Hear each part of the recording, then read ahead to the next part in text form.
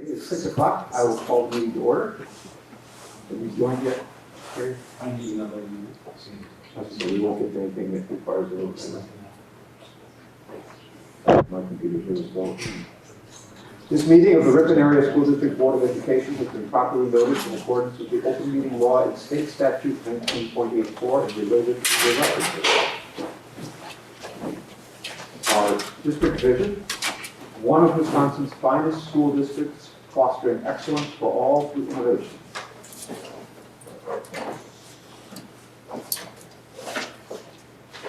And I don't see Wolonitsky here, who is supposed to be recognized for the State Poetry Out Loud contest. If she shows, we'll pick it up later. Otherwise, are there any written comments, Julie? No. None? Anybody signed up to speak? Producer, let me just double check. No. Okay. Is there anything anyone objects to in the agenda as presented? Then we will adopt it as presented and move on. For the announcements of contributions to the district. All right, we do have a donation to announce. Kelly Karpinski donated a returning $50 to the Ripon Education Foundation. Great. Thank you.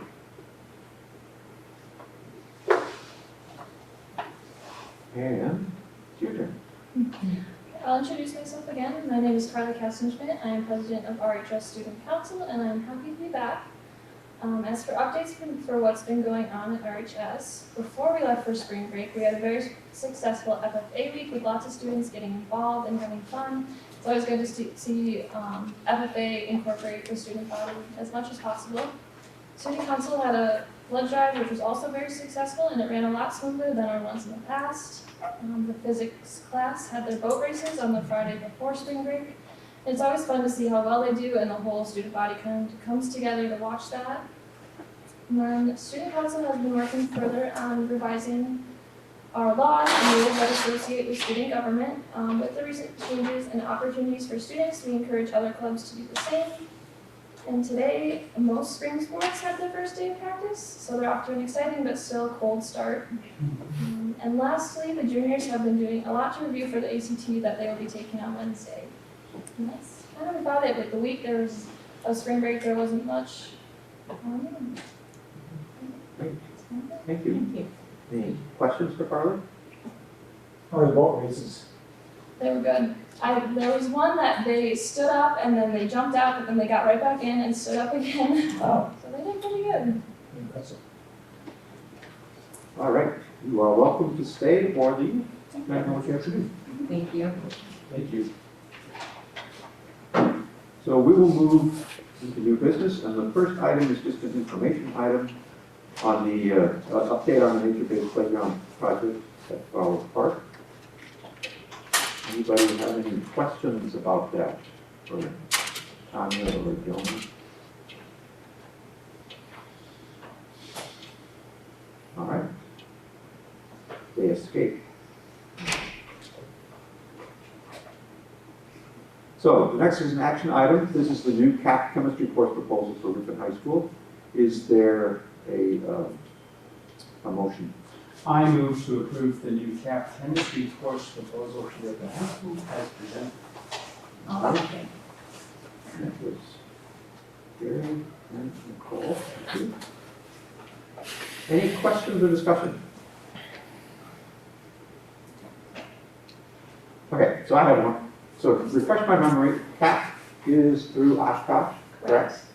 And so it has to be taught by somebody who has been through whatever orientation program that Oshkosh has, correct? Correct. Rachel Stint is the one who is proposing to teach that course, and she is working with UW Oshkosh to get certified to be able to teach it. Okay. That's why we have it as pending, because it will only be able to be offered if she gets the certification from UW Oshkosh. Okay. Gary, I have a question for you. So the 105, 106 at Oshkosh, their general chemistry 1 and 2, is 10 credits of coursework, but it's only inorganic.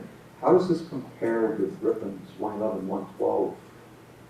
I mean, I know it's in the opposite order because we do it differently at the college, but it It's just seems like kinda- a lot of credits for, It's kind of completely different because of the way we do our intro chemistry at the college. And because we do organic chemistry and we don't do most of the material that a typical first year chemistry class would be in college. The reason I like the proposal is that I think it's better to have a little bit less content and to be able to go into it a little bit more in depth, which is basically one of the main rationales for how we're doing So you don't have intro to chem, like what it. We do, but they take it as sophomores. The theory is that, and I think it's been pretty successful, is that the organic chemistry is just more interesting. That's fair. I like the CAP program. My daughter is taking intro to chemistry right now at UW Oshkosh. Yeah. And this would just offer her that little bit more support, more familiar settings, students, teachers, more resources. Because it's challenging to be a student here, but then to be engaged in a whole different environment. And 104, 105 is a lecture hall. It's different. So, absolutely.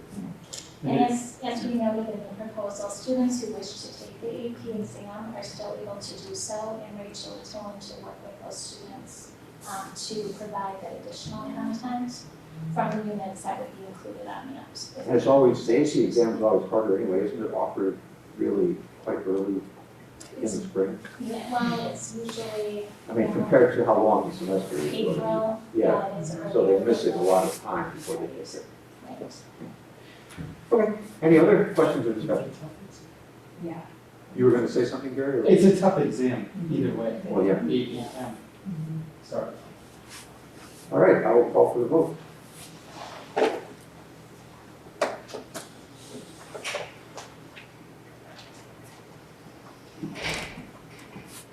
And it passes. We'll move on. This is the item to consider approval to add a second school resource officer. Is there a motion to put on the floor? So moved. Second? Okay. What is- Tom?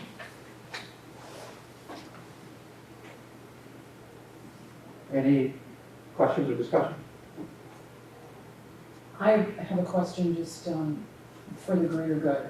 I had a community member come to me and support adding a second officer, but ask some really good questions about what the school district and what the community, through the police department, what we're doing to, I guess, prevent the need for resource officer intervention in the first place. He wanted to know what we're doing farther upstream.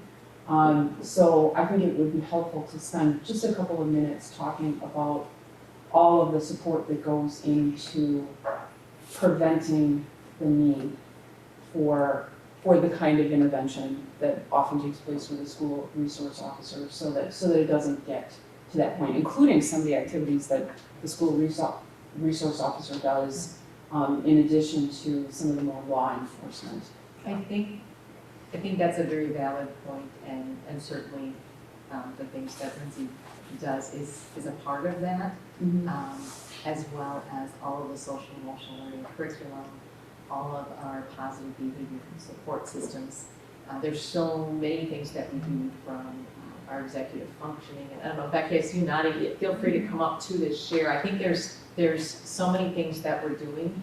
However, the school district is also a reflection of our larger society and our larger community, and the things that we're seeing are not unique to Ripon. We're seeing those across, other cities and communities across the county, the state, and across the country. So I do feel like we need to do everything that we can within our power to do that, but we need partnerships within the community. We need that county support, and we need help within our families and that structure as well. So we look for that support through, the churches in our community and all of those volunteer organizations as well. It takes all of us to try to heal some of the things that we're seeing, because we're seeing the symptoms and the result of some of the pain that's going on. We've been talking as a community for a number of years, looking at poverty studies and looking at the heroin use and increasing suicide. All of those things impact the children that are in the home. So I do believe we need to do everything we can. And again, Becky, feel free to come up if there's things that you want to share. I was just maybe gonna add a part of, over the last 3 years, adding behavior interventionists to each of our buildings to try to help students with behaviors that may eventually escalate to something that might be needed here. We also have about 75 members of our school district through all the buildings that are trained in nonviolent crisis intervention. And that's just the people who are trained to not only be able to help students verbally de-escalate or de-escalate verbally, but also who are trained in physical holds when children are so dysregulated that they may be a harm to themselves or harming each other or somebody else. But also much work has been done in buildings like Tanya's where they have trained staff across the whole building, not only certified staff, but all sorts of classified staff members, even down to lunchroom people, to be able to help students de-escalate or to help them recognize what's a big emotion compared to a small emotion or reaction. So I think that's been a big piece too, is just the number of people across the district who are trained in nonviolent crisis intervention, as well as adding those behavior interventionists. They're doing a lot of work, and I think we're still seeing the need for extra support here, just for those reasons that Mary said. Just our community overall isn't healthy, and we're just that small part of Fond du Lac County. And so we as administrators and teachers, we sometimes feel that need to reach out to the county for supports, and we feel like we're so far away from so many support systems that are in the bigger city. And so this would allow for not only support for our staff and our students when they need it, when they're in crisis, but also like Chief was talking earlier about all of that training and classroom education work that Lindsay does would be able to be, wider spread. As well as connecting with some of those county supports and helping families become connected and have those network supports, even when students are.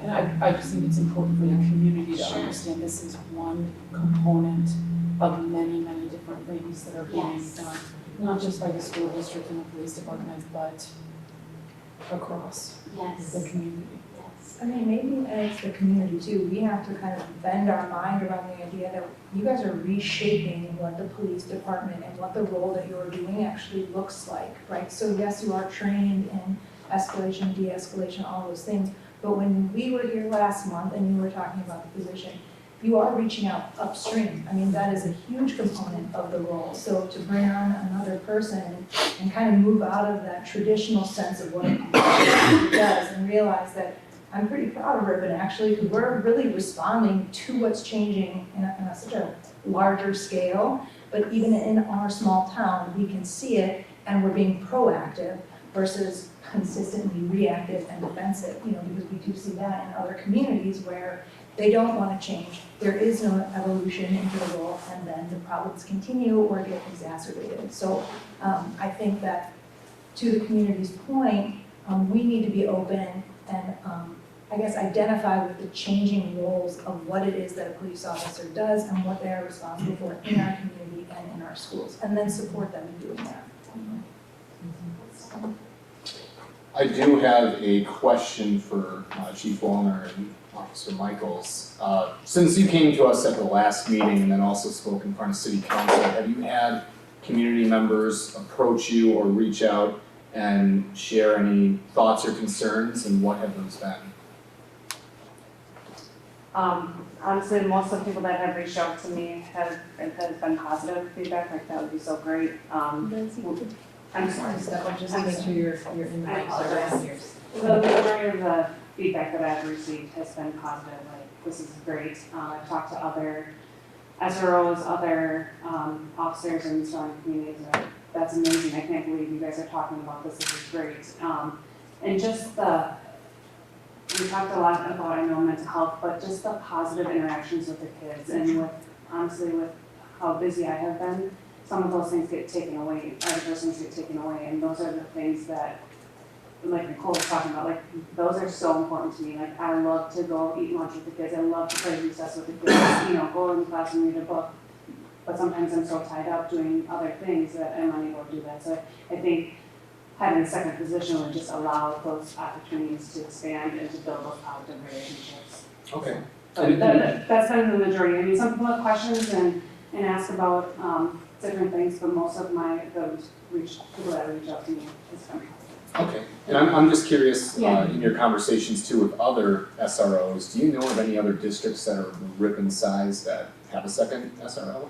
I'm not aware of any, but like I said, I do meet, we do have like a monthly, bi-monthly SRO meeting with Princeton, Green Lake, Berlin, and then the county, the county board, Rosendale, and just talking with those SROs, they are just like, wow, that's amazing.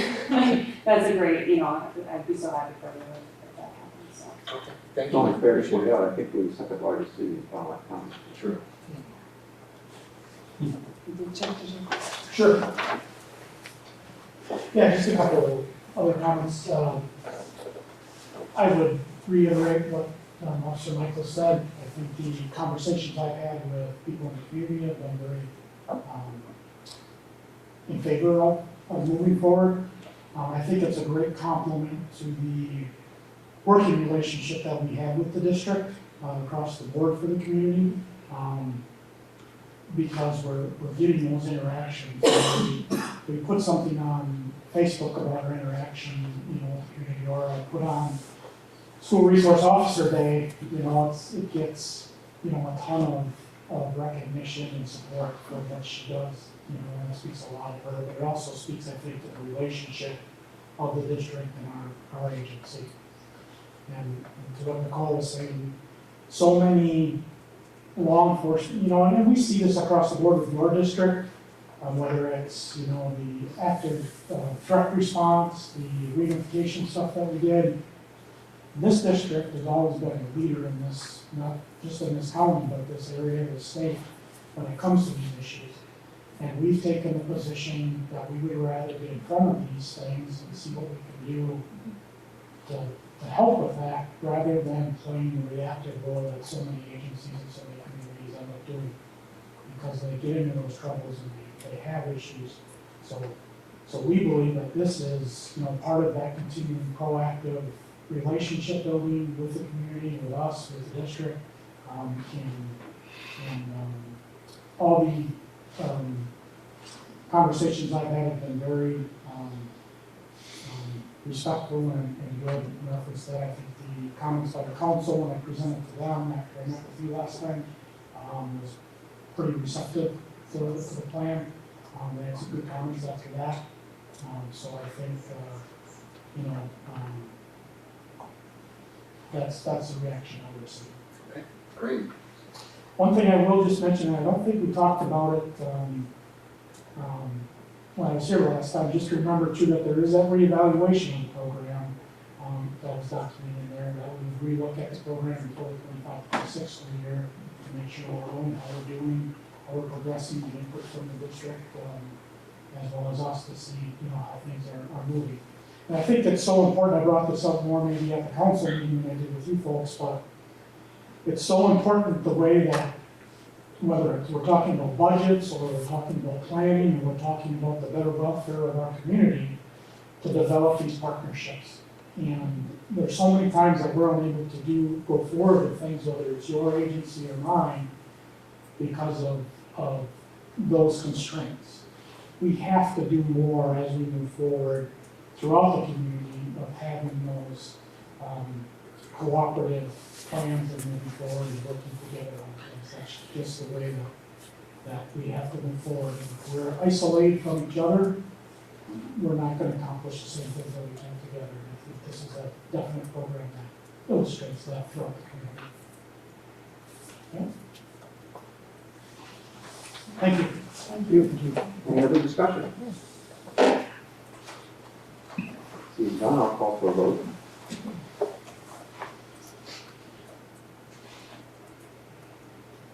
Come on. I just had a message saying there's connectivity issues. So.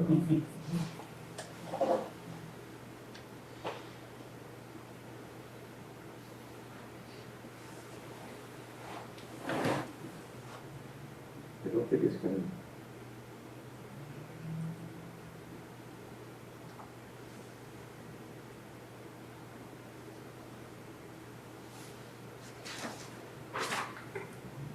Like Gary, you made the tape?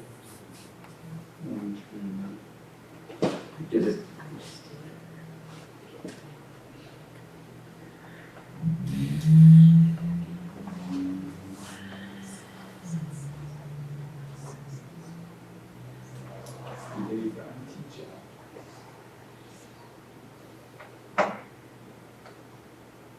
I have the copies.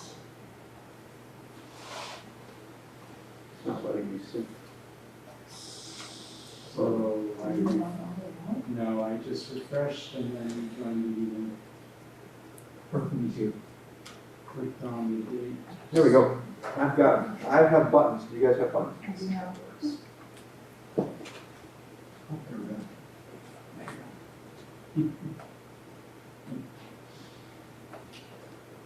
All right, and it passes also 7-0. Thank you much. Thank you. Next item is to consider approval of full-day 4-year-old kindergarten. Could I have a motion for that on the floor? So moved. By Andy, Second. second by Tom.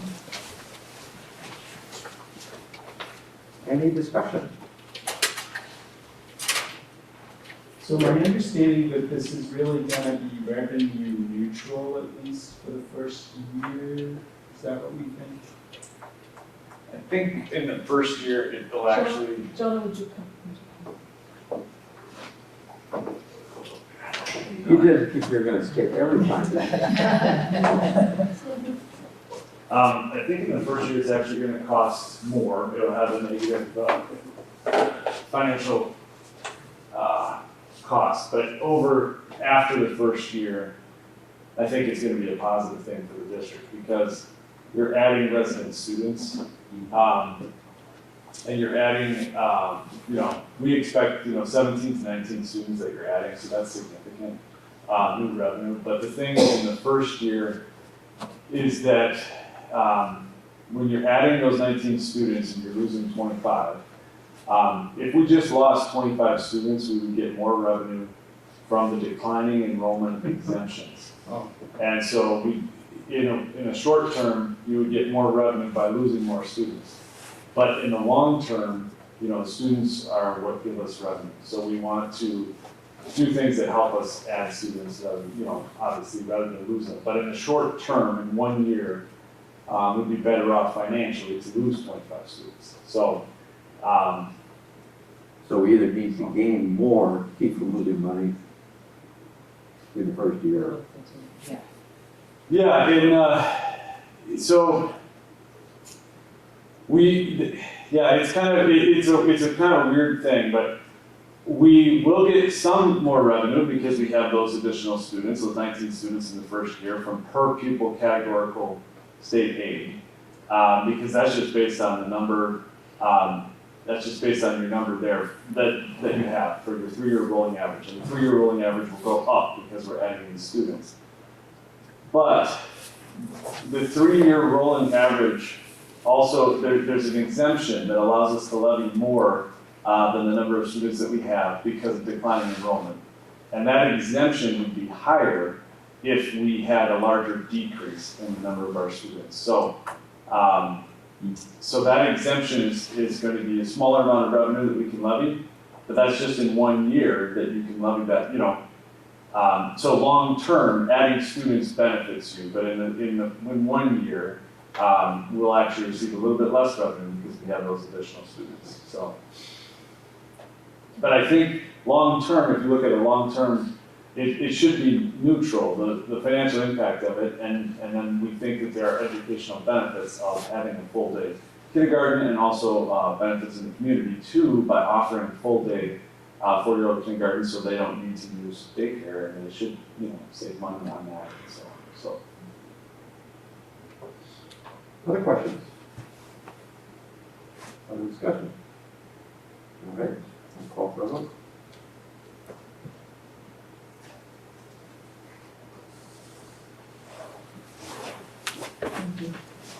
And it also passes 6-0.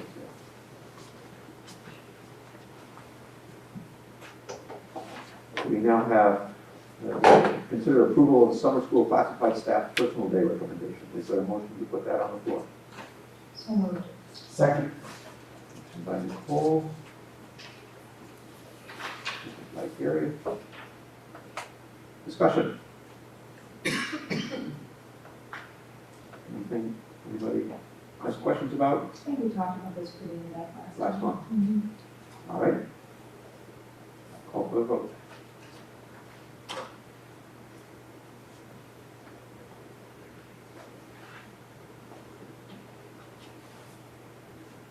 And it also passes 7-0. So we'll consider approval of the school store manager stipend. Motion, please. So moved. I'll second. By Nate. Second by Nicole.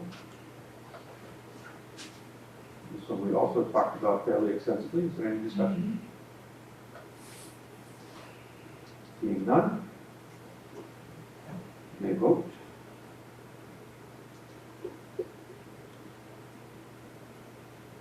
And it also passes. Consider approval of increased pool wages. Motion, please. Motion to approve. Second. Thank you, Tom and Gary.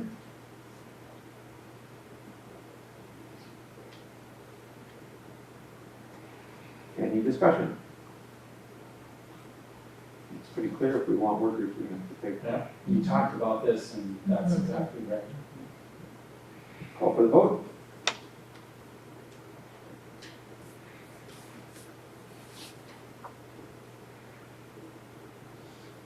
It passes.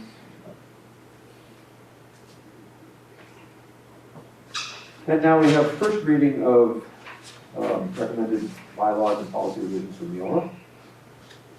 Is there a motion to put the first set on the floor? So moved. Second. Let's see. And Andy. And as I said last month, these were really technical changes. There was nothing substantive that I can think of. Anybody? It was all wording, and technical. So we vote.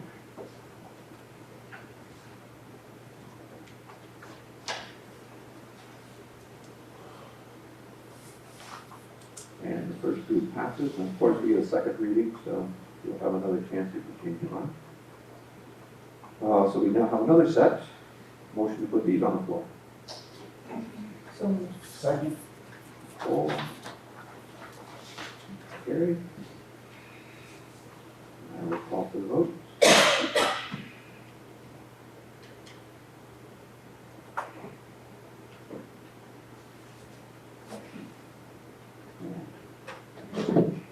First reading passes.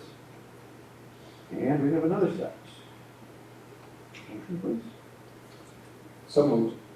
I'll second. Thank you, Nate. Cole. And we vote on those.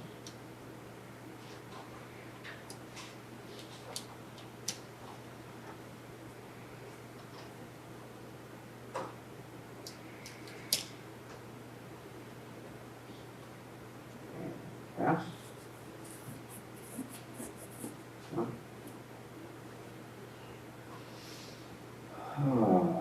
And then first first reading of the special technical updates to policy changes. Motion? So moved. Second. I see.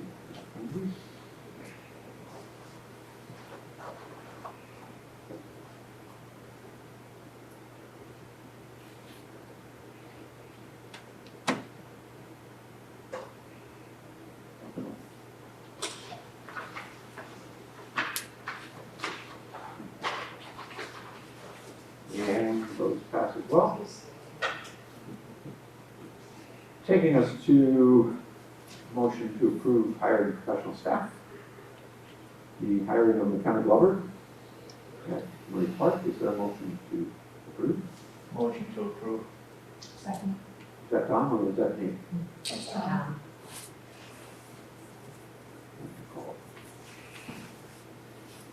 Any discussion?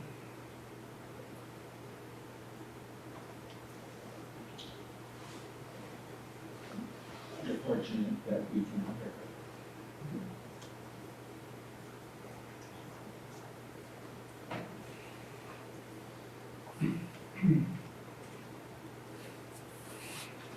Here's what doesn't want from me. Oh, there it is. She is hired. So, is there anything on the consent agenda that anybody needs to have or would like to have removed? Then I will accept the motion to approve the consent agenda as presented. Move to approve the consent agenda as presented. Second. Okay, you may vote.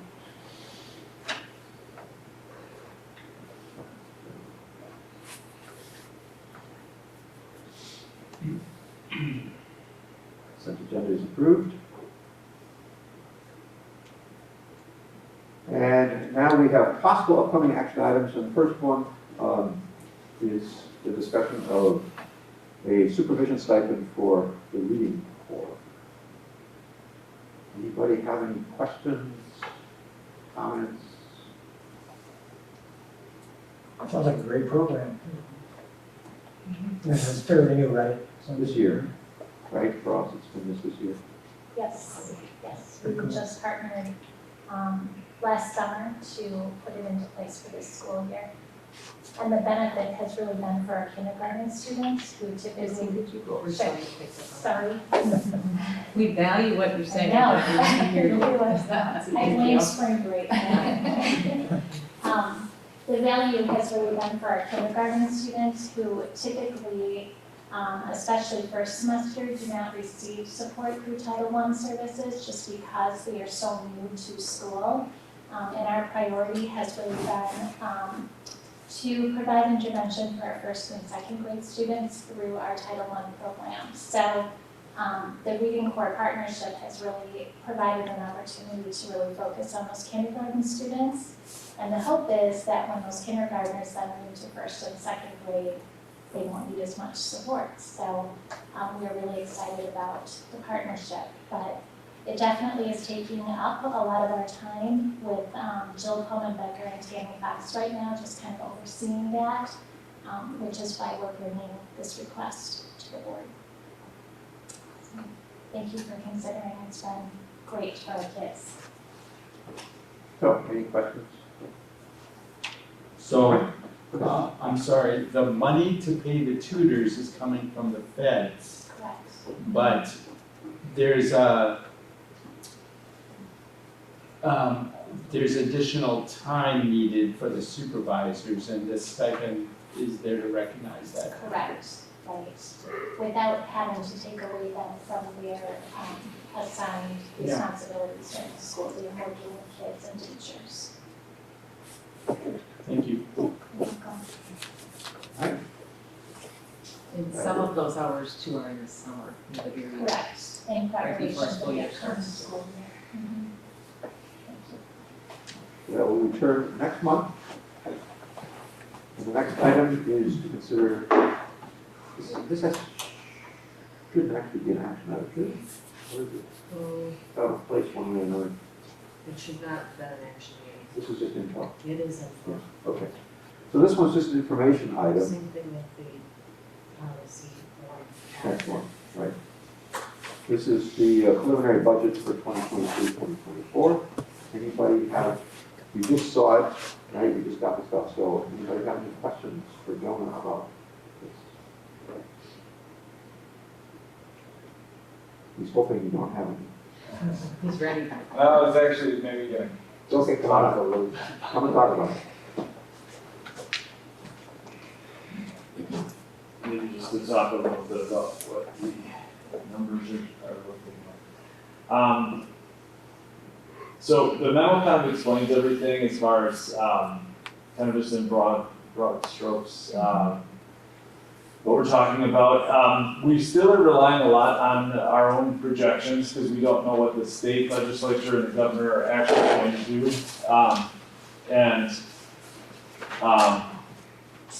We do have some estimates from other school districts, what they're using as estimates and what they're assuming. And so what we assumed was that there would be a $300 per pupil increase within the revenue limits. And that was like the average of all the school districts that weighed in on this. It was, I think it was more than like 60 districts that had their best guess. But that's all it is right now, we're just guessing, we really don't know what's gonna happen. But what we do know is that we have ESSER 3 grant revenue that can help balance our budget no matter what the state does. So we're in a good position that way. And the reason why we still have ESSER 3 revenue is because the taxpayers passed the referendum. And so it's all of these things are connected. But anyways, right now, we are in a really good place because we can balance our budget no matter what happens at the state level. We know that. And this projection right now, which will change, I'm sure, as we get more information. But right now, we're projecting to spend about just under $700,000 of our ESSER funds, which is about half of our ESSER 3 money. And so that's what the projection is. So another assumption that's in here, which is very conservative, is that we're assuming that we do not get the mental health grant in this budget projection, but we really are optimistic we'll get the mental health grant. We've had the grant from multiple biennial awards, and so we hope that we get that again. Minimum, roughly. It's $75,000 a year. At in the last 4 years or whatever we've had it, it's always been $75,000, and so we hope that we get that. So this year is 80,000. It's 80,000 because of we got a $5,000 homeless grant, which is federal funds to help homeless students, and so that was just kind of I just lumped the homeless revenue with the mental health grant revenue. They're kind of both overseen by in pupil services. So, and then we've reached the end of our Odyssey charter grant, so that revenue's gone. And then for expenses, we're assuming 4% increase in salaries and wages, 0%, zero change in our health insurance premiums. Because we went self-funded, we're hopeful that we can keep those costs flat and not increase premiums, and maybe we'll see what happens with that if we have savings. And then we also, in this document, kind of highlight what's happening with the 4-year-old kindergarten. Some of the savings and some of the new costs with that. Adding 2 teachers, adding 3 aides. One of the aides that we have with our CLC is paid for by them in our rent that we pay them. So now we need to pay for Mrs. Friday's aide, which we haven't been paying for. We've been paying them. So anyways, so those are kind of just the highlights of what's in the budget right now. And then there's savings due to resignations, retirements, and things of that nature. So, this is where we're at right now. Just the best guess of what it looks like, and we'll bring changes to, many changes to in the coming months. So it's really welcome news that we are solid. Can you help everyone remember where we would be had we not gone for that referendum?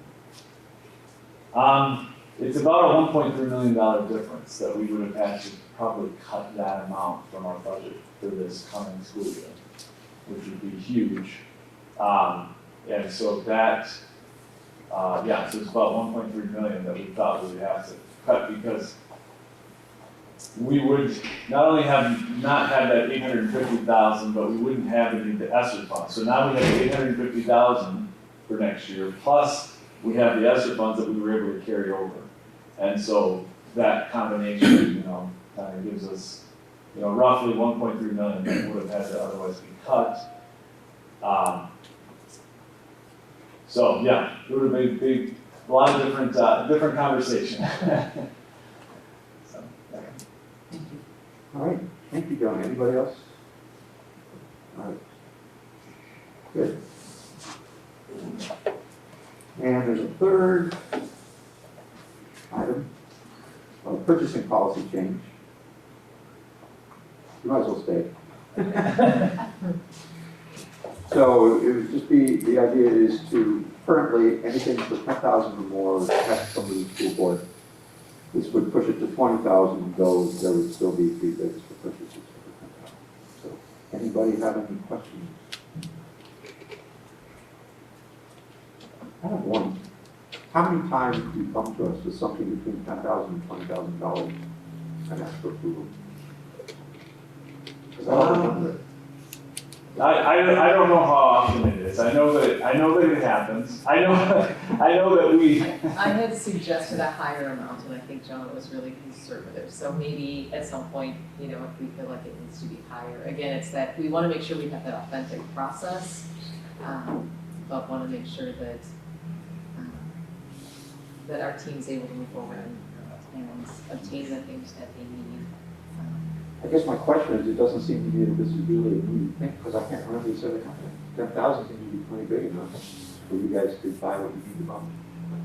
Well, one You thing, can think Brian. about that between now and the next meeting. Well, yeah, we can talk more about it. One thing Brian mentioned today, we were just talking about it. He said, at this point, you can't purchase a water heater for 10,000. So Okay. just the smallest little thing now has to be, just with the inflation over time, since it's been changed last, it's just gone up. And so when it's something like that, like a water heater, it's little, it's necessary. We're still going to get 3 bids on it, and we're just saying, rather than calling a special meeting, or rather than waiting until the next board meeting, if the amount is higher, we just get it, and it would just make some things easier for us. Now, does it have to be changed? No, because we could keep everything the way it is.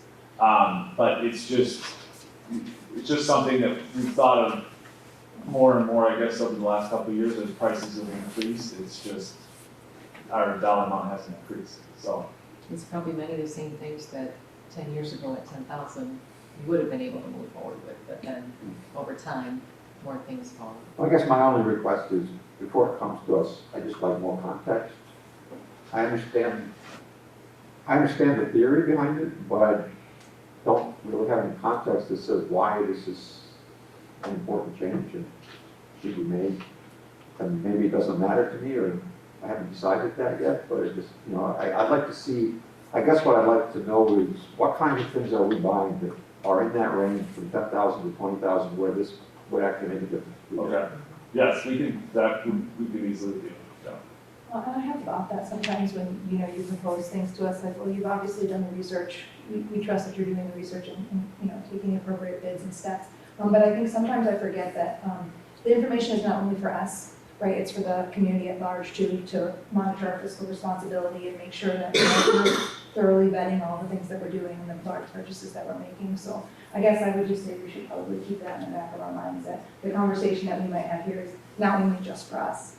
Yes. Just so that the community knows that we're doing our due diligence. Yes, I agree. And I guess one other thought that's kind of connected to that, but looking at it from a different perspective, is the idea that if you spend, like from the board's perspective, it's important, we think, something we've discussed, is to spend time talking about things that are really important. And we were thinking that the amounts that are less than $20,000 aren't important enough to I guess, spend as much time on. That was actually another rationale for why we thought about this, is that when it's less than 20,000, it's such a small portion of Well, I've our had those budget. thoughts, yeah. I mean, I feel like a couple of years ago, when I was first on the board, we were having this very big elaborate conversation about like a tractor. And I was just like, okay, this is like a tractor. And then the, Just because I trust that you're going to obviously find the best price and the best, most appropriate piece of equipment, you know, for our and then community. when you think like from a policy governance perspective, Mhm. making sure that the policy Mhm. that governs how we go about determining what the best tractor is and making sure that we have competitive bids, that we're making a wise purchase is the really important part Right. for the board. Sure. Rather than putting the board in a position where where they feel like they're trying to weigh out what's the best water heater, because that's not really the Oh, right. question when it comes. You're just Oh, like when we bring a teacher here Sure. for the board to approve, we're not bringing that teacher to you so you can compare it to other candidates we had, that you're trusting us that we have the best candidate, but we have demonstrated through the document that we're bringing that we utilize the board's approved process. And I didn't hire my cousin, but we put all of the candidates out there, and the teachers who are gonna work with that person had voice and choice and reviewed, and that we thoroughly vetted references, so that down the road, we're not gonna end up with, with an issue. And that's what we would look for from our maintenance department, that they're gonna pick the best water heater, so that we're not replacing the water heater in a short amount of time, which becomes, our job to manage the person, make sure they're making good decisions within the process that the board has set out, to make sure that it's fair and that we're reviewing and everyone has an opportunity to bid on it and let us know that they would like to do business with it. I guess one thing that I think we should keep in mind is that it can always go on the consent agenda. The $10,000 purchase? Is that what you're saying? Yeah, or a $20,000 Or purchase. could be included in a budget update per month to let you know kind of maybe some of the. I mean, in terms of board oversight, again, no one on the board, I don't think, is interested in picking the right tractor. Or, Well, I don't know, Gary. but I was, I mean, the bleachers that we discussed last month, I mean, that was kind of a big ticket item. That was 50, Yeah. the Yeah. stage, so that would have been beyond the scope of this. I'm just saying, to Nicole's point about transparency to the community on expenditures, it's It just can be something that we may want to think about. I'm not saying that I wouldn't support this proposal, but you could put it on the consent agenda so that it is, Yeah, so then it is available for the I mean, community to see. but it doesn't solve your issue about waiting a month, for a busted water heater. But I don't, Just so that you understand that there are large items, like within technology, those kind of things, that you approve within the budget, and you don't get into the weeds on. But you see that they're being approved within the budget when you approve the budget. yeah. Do you know what I'm saying? And then we trust that Travis is gonna grab the right switch at $100,000. Yeah. And we don't ask the board to weigh in on something they're not an expert on. Do you know what I'm saying? Yes, we agree. Because it's not that, we understand it's not that you obviously may have interest, but we're not the ones that are gonna care for it, we're not the ones that are gonna use it, so we put that responsibility in the hands of the person that's gonna be using it, but have the oversight to make sure that they're following if that makes sense. Tom, you want to say this? I got a question for Mary. What was the higher number you were thinking of? Instead of 20? We talked about at least 25,000, some districts are quite a bit higher, but I think there's a threshold within a community when you balance it against your entire budget, but maybe it's the details of, hey, here's some of the things that have been purchased, just so that the community realizes where some of those dollars are going, But again, as we talked about, to have a half-hour discussion about, 20-minute discussion about a water heater, and then later rush through a conversation about goal setting and academics and those kind of things, it feels like we're not setting the board up for success to use your time and to be able to say, this is the important conversation and the community needs to hear this, that's what we're looking. So you've included links here then to other policies and local districts for their maximum in terms of their. One thing just to add to what Tom and Mary were just talking about is that in Cedarburg and in Kimberly, which are two very well-run school districts, just in terms of student achievement and everything, finances, everything, they don't approve specific items. They approve the budget, and so the board sees the budget, and then within that budget, the items are purchased.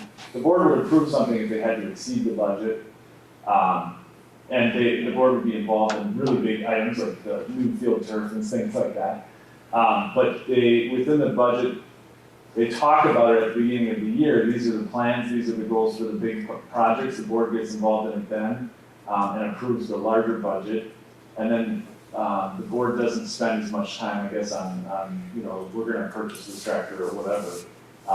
That's just how they do it. And we're not saying to do that, we're just saying maybe increase it from 10,000 to 20,000 is kind of what, at least what the memo said. I know when we looked at the policy governance and we traveled to Howard Swamico, their threshold is significantly higher. And again, we're not looking to make a large shift, but we wanted to at least recognize that since that amount was put in place, when you look at inflation, we're not changing what we're doing as much as catching the number up to where we are in terms of dollars and purchase price. So theoretically, I understand it. We've already talked about it more than I actually thought we would.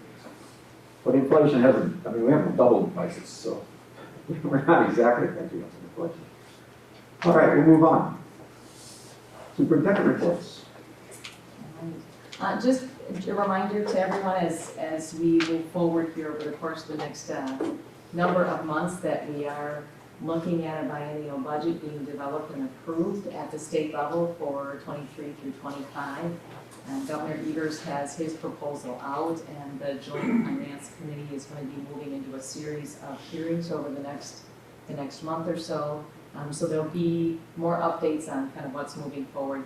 It's very typical that education kind of hangs out there because it's so important to so many, and it almost becomes kind of a bargaining chip as other things move through the budget. So it's likely we won't know exactly where that number is until closer to the time when the actual budget is approved.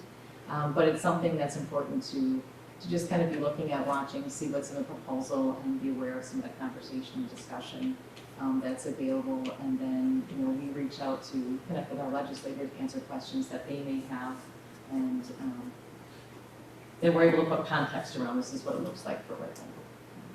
So just wanted to share that with you. If you go to the wisconsin.gov site, that initial budget is there, and then there'll be updates as they go through each hearings.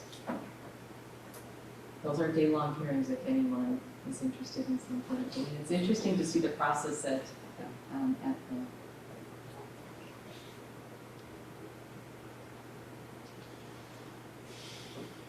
and then again, just in terms of the board position that's open, the policy is listed there, and I did share for board view only the questions that we've used for candidates in the past, just that you have access to those. Currently, we have two people who have expressed interest. The third one was she was a staff member, and he's actually asking for the staff member to be on the school board. I said no. Also the staff member, yes, but not staff member. And I did have another person that has commitments on Monday night, so when they found out kind of when the bulk of the work was doing things well. But it's good to know there are people that are interested. Right. Curriculum department highlights for lunch. Any comments, questions, or something from you, Tracy? I guess. Just I guess the biggest thing right now is that we are fully immersed in testing. We have the ECT 11 testing on Wednesday, and we are busily preparing. My office looks like a testing cyclone hit right now. And also just getting updates with rostering, with Wisconsin Forward. We've had a lot of students move in, we have a lot of students moving out. So it's a pretty substantial process with all of that. I also shared some photos in my highlights this month of our EL Family Night, which took place earlier in the month. And we had an exciting opportunity to be able to take our family night off-site to the Heist here in Ripon, which was a lot of fun. We had a painting activity for the families, and it was just a really neat environment for our families to be able to connect, and we had a lot of really good feedback around that. We were a little nervous as we were trying to get things set up because the communication with the management of the place, he was sick, and we were a little nervous, but we pulled it off. It was a really successful evening, so it's always fun to be able to partner with, with our community members. Ramos provided food for the event, and it was just a really special evening, so a lot of fun. And just in terms of state testing, just a reminder to all of our families out there to try to have students be at school on those days and avoid appointments or anything else. It's always best for students to test in a natural classroom environment with their peers. And then really every classroom is accepting specific types of donations for foods and snacks for the students, just to keep them energized throughout the day because it can get long. So if anyone has interest in making a donation, just go up and call the school office, then they would find out exactly what's needed and be able to help and assist, which is nice to be able to tell the students that he's come from your community who's rooting for you and looking for you to do a great job and be able to show them like how much you know and what you can do. Absolutely. Thank you. All right, thank you. General fund interim budget report. Any questions on that?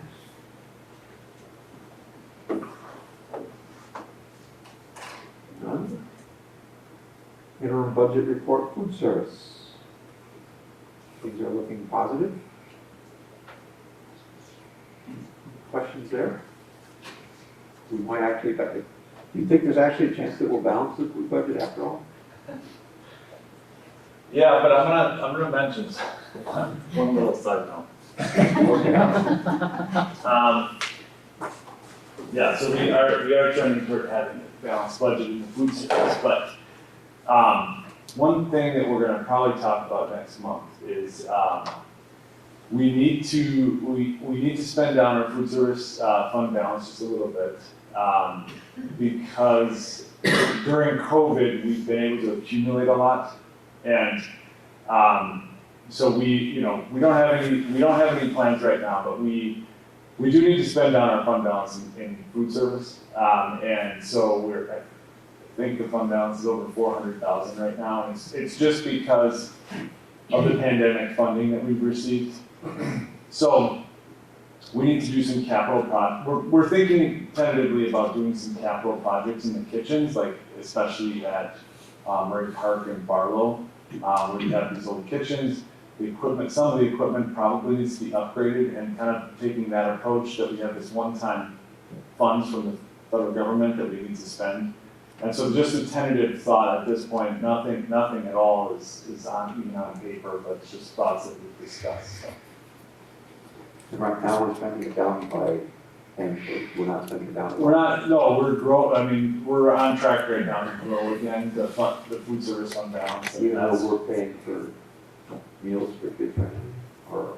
Even though we're paying for breakfast, yeah. And the reason why it's growing faster than expected right now is that there's just not a lot of participation in breakfast. We thought we'd have big expenses on breakfast, offering so many free meals. And at the secondary level especially, we've got less than 20% of students taking the free meals. We thought we'd have way more than that.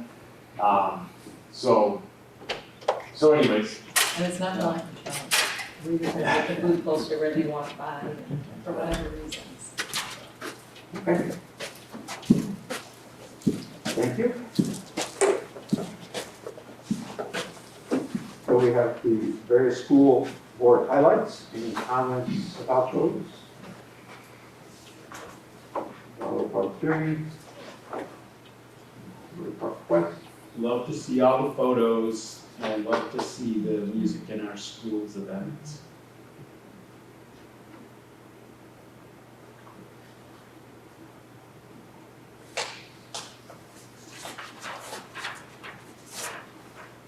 All right, that takes us to advanced planning. So we have the April 3rd meeting, which is to choose somebody for the school board. And of course, the next day is the election. The 4th. April 17th is our regular school board meeting right here. And then the following week, April 24th, is the reorganizational meeting where we bring everybody to start the new year off. One thing that's not on here, is because I just want to connect with Chrissy, is around strategic planning. We usually have a couple of strategic planning sessions in the spring. But because we're bringing on some new administrators, I think it would be helpful if they were a part of that, so, and I haven't had a chance to have a conversation with her. She probably doesn't want that in her head right now. But that may be something that we will look to do yet this year. So I know you have a timeline in order to go with our Title I that needs to go in. I know, Mary, that we also talked about potentially moving it to the fall. Possibly to the fall, so, Right, right. right. We do more information on that, but we definitely want to focus on our direction set for the new school year. All right, I'll take a motion to adjourn. So moved. Second?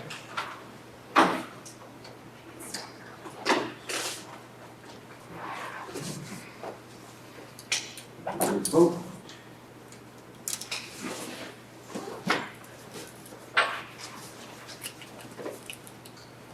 And thank you all. We are adjourned.